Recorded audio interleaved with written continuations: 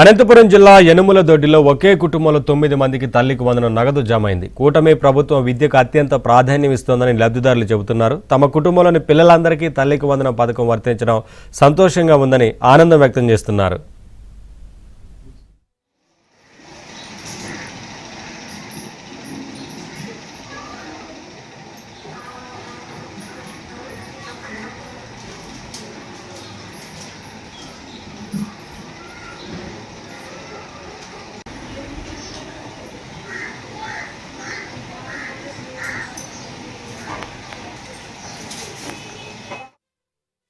అనంతపురం జిల్లా కుందుర్పి మండలం యనుమలదొడ్డి గ్రామం.